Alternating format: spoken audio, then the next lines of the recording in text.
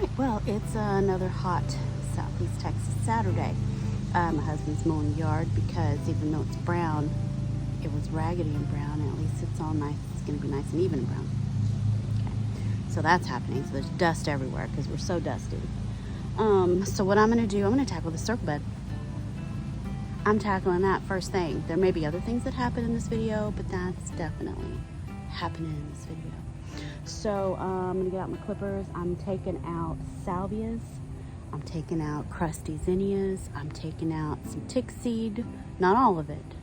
I kind of want that big yellow show this fall in the middle, but it's too much of a show. We're gonna take the show down just a little bit.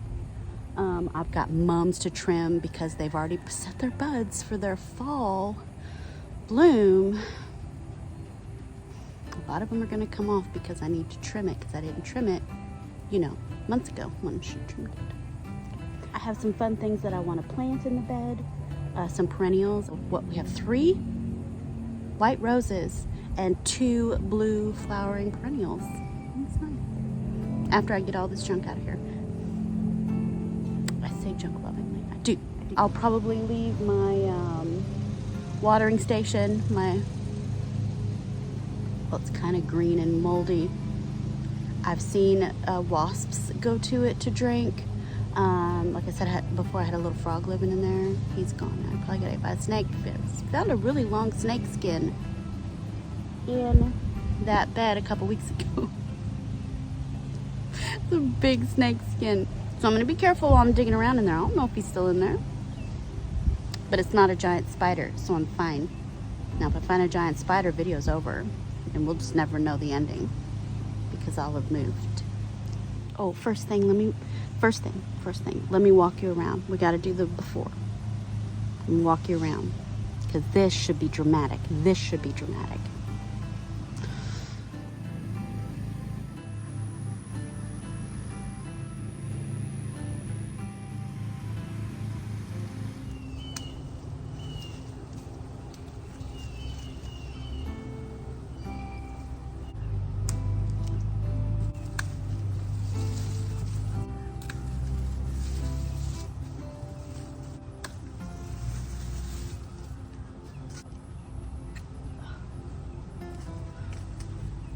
So this is that tick seed. You always hear me talking about in my videos. It's tick seed. It seeds itself everywhere. These are all volunteers. Ooh, ants. Ooh. Just holding on to ants. I think it's not safe for me to stop and talk to you. Let me get back to work.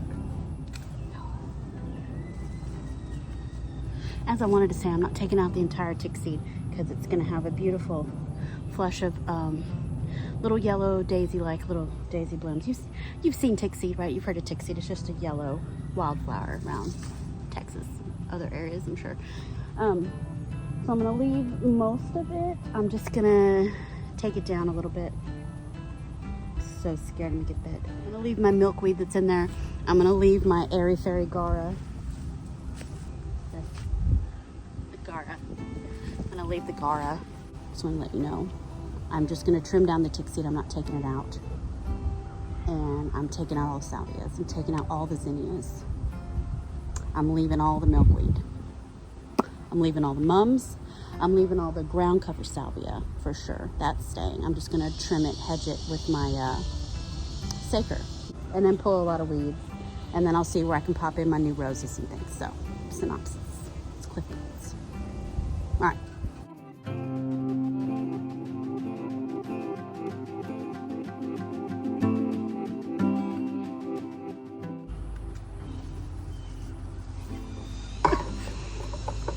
My husband's got the weed eater out now.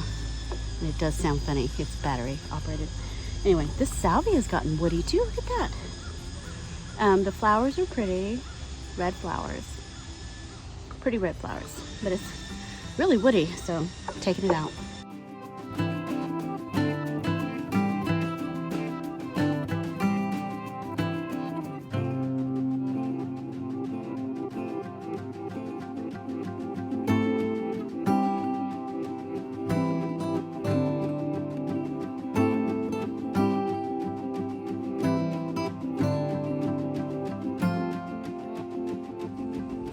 red ant crawling up my chest.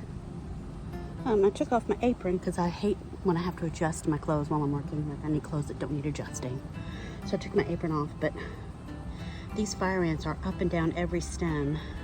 So I've already been bit once on my pinky. Got him a glove. Hazards of gardening.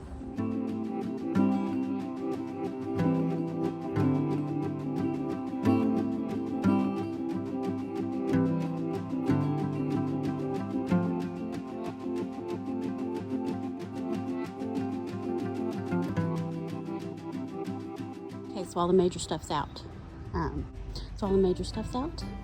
I did go around and deadhead some roses, take off some dead canes, do a little cleanup on the roses.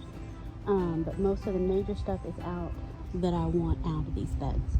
So what I'm gonna do now is I'm gonna go get my Saker. I'm hoping I can find, I think I left the battery charging in the garage, and I think the rest of the unit's in my office. Let me go find that.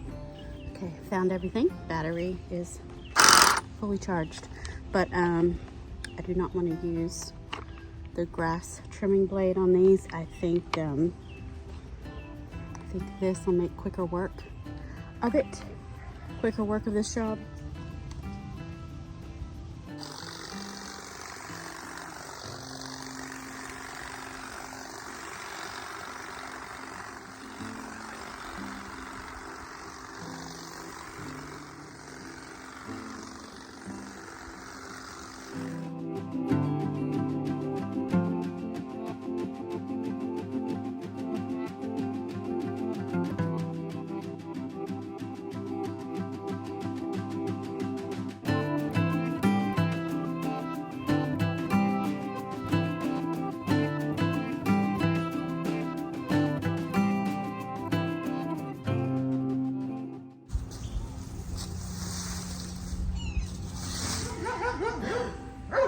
She knows when I turn on the camera. I'm telling you. So I went inside for many hours. It's now 6 p.m. I think when I went inside it might have been noon. Might have been 11:45. I don't even know. It was early. But I just got hot and got tired. I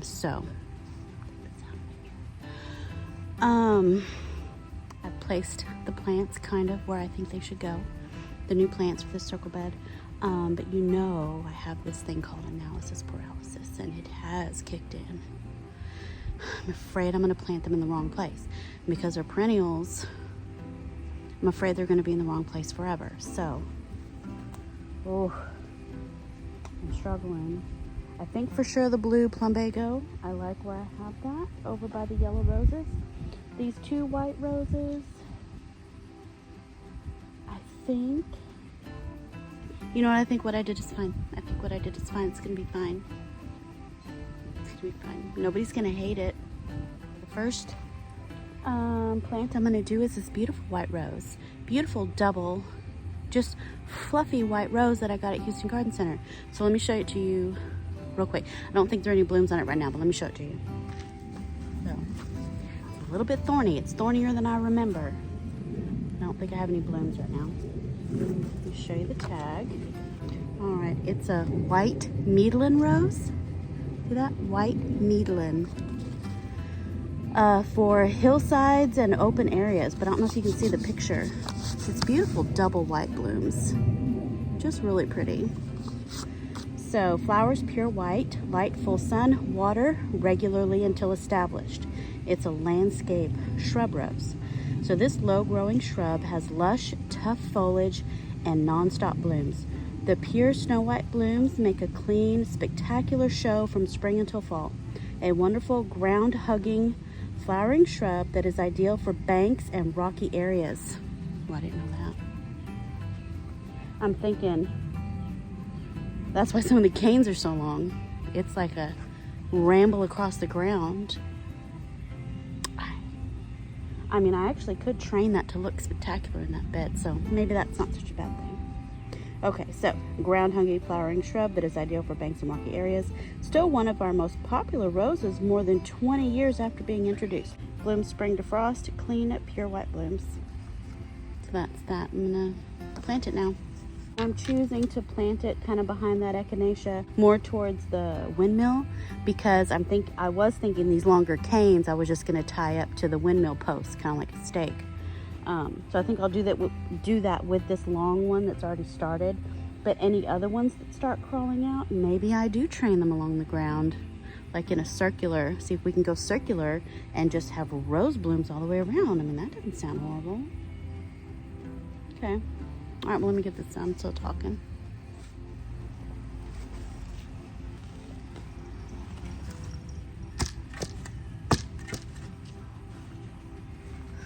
The hardest concrete clay in there, so let me get the hose and let me water in the hole, I guess.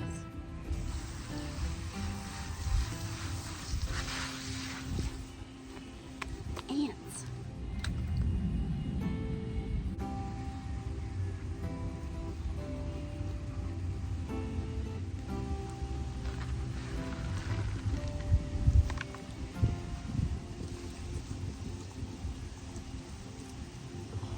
That is the perfect height in that hole, and that never happens. Let me show you. Look at that. That is perfect. So I'm gonna water it in some more, and I'm gonna backfill it. Perfect. And I pinned up that long cane right there. So first one almost done.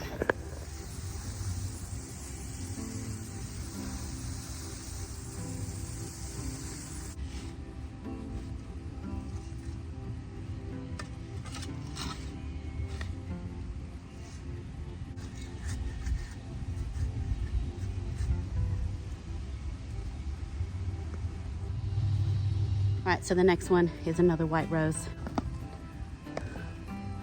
Right there, that's gonna open. Anyway, these I got at a nursery a couple years ago for Admin's Day, and they didn't have a tag, so I have no idea what they are. But they're these beautiful, like little baby cabbage style, like English roses that have a beautiful fragrance, and they're like a cream white. They're struggling, so I'm gonna put them in this bed here in the ground, which gets a lot less water than the front of the house. And I think they're gonna be happy, and I think we're gonna get some really pretty blooms and some really nice fragrance. So I've got this one here, and then I'll move you over there, and we've got one to plant over there.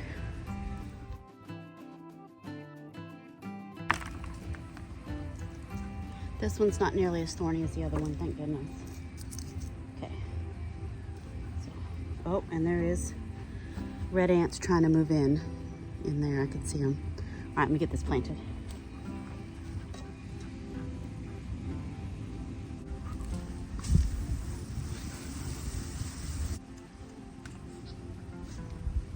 We got 3 more plants and then we're done.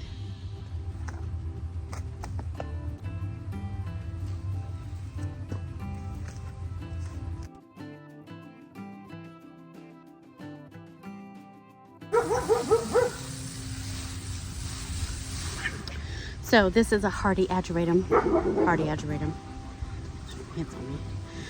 Eupatorium gregii. Makes a little mist flower. There was a little butterfly getting on it while I was digging the hole. Pretty little mist flower. Pretty. Dogs are playing.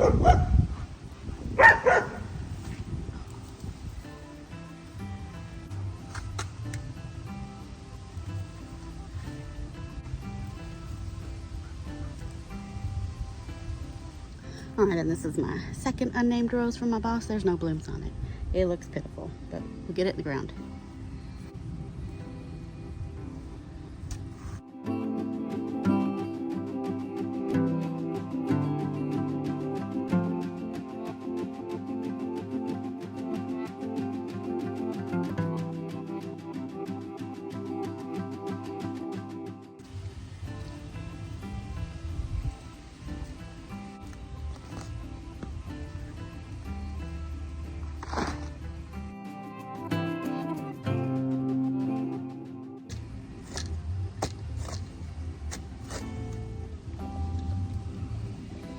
And then this is my Cape Blue Plumbago. Has beautiful blue blooms, like true blue, baby blue. Beautiful. Isn't that pretty? Pretty. Okay, let's get this planted.